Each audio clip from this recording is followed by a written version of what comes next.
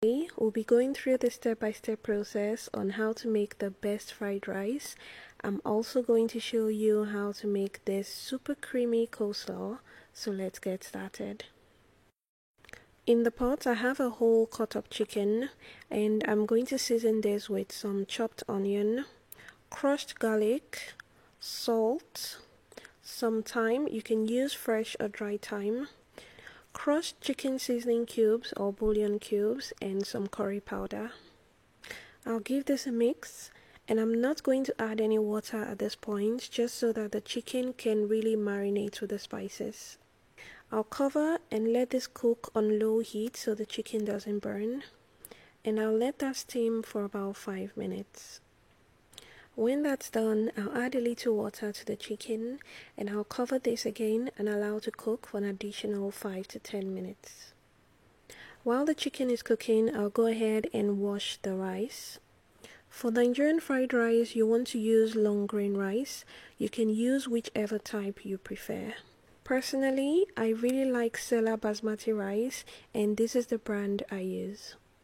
These are other brand options that also works great. You can also just stick with the traditional long grain rice. Here are some good brands that will work great, especially for people outside Nigeria. So I'll go ahead and wash the rice a couple of times until the water runs clear.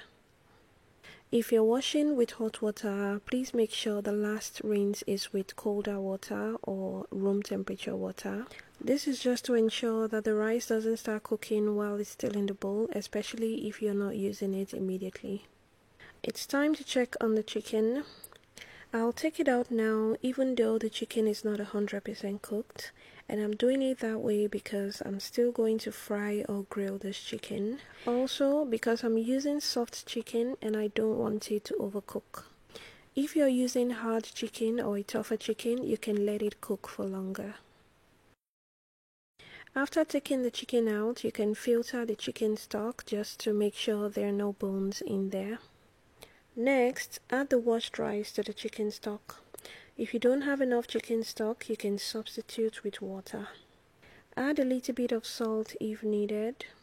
I'm also going to add some more curry powder to give it that signature yellow fried rice color. The last thing I like to add to the rice is green pepper. This really helps elevate the flavor of the rice.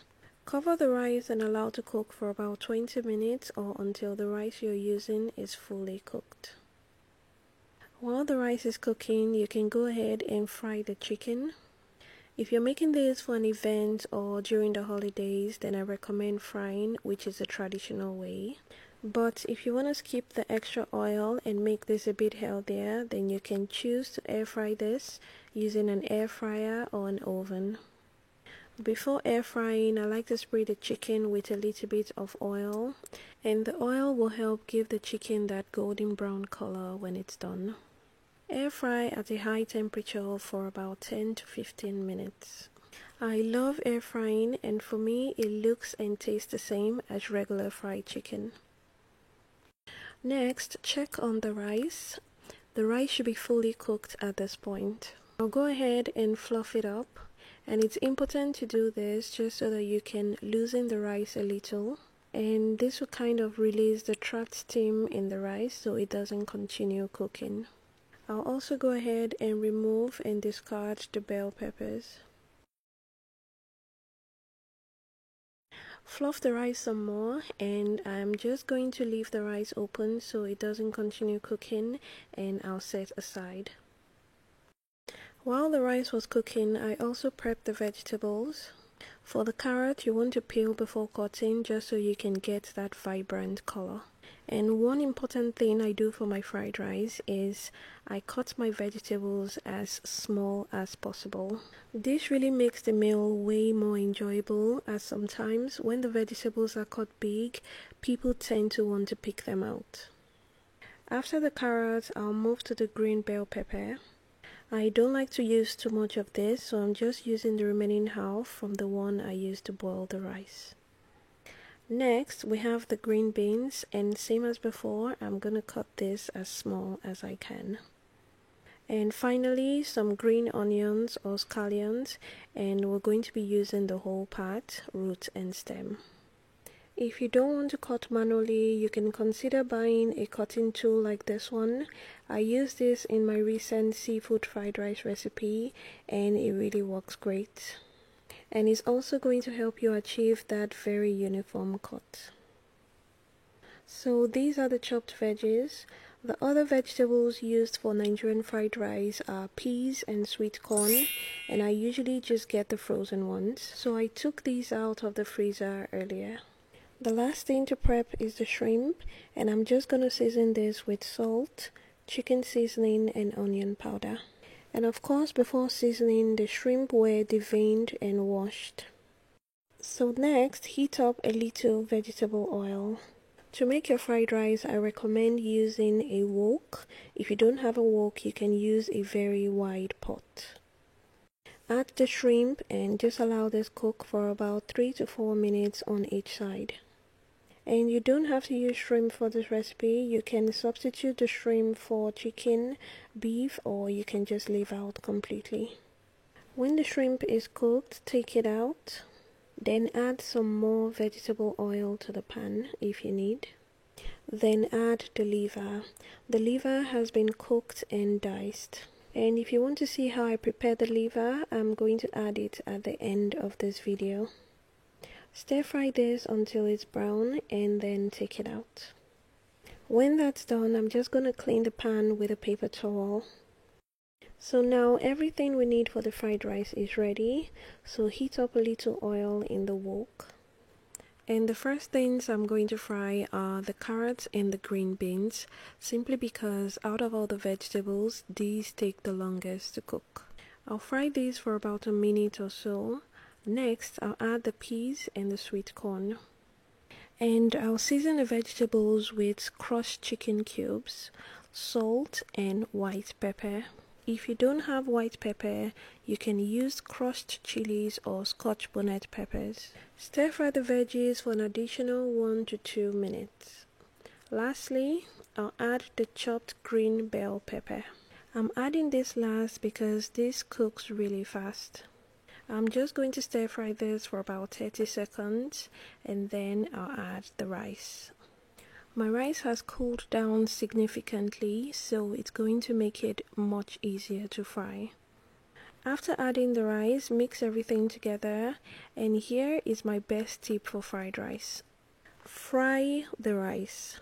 It's called fried rice for a reason. Crank the heat up in your stove and stir fry the rice on very high heat. Don't forget to add the shrimp and fried liver. The wok will help distribute heat evenly, which is why I advise you use a wok if you have it. Or you can use a wide pan. If you don't have a wide pan, you can fry the rice and the veggies in batches. If you noticed, I didn't cook my vegetables for too long, so they will cook perfectly during this time. And this entire process is faster when the rice is not hot or steamy, which is why I always cook my rice first. Add the spring onion and continue stirring so the rice doesn't burn or toast. After frying, you'll see such a huge difference in the taste and texture. It's going to taste so good. And another important reason for doing this is that it stops the fried rice from going bad easily.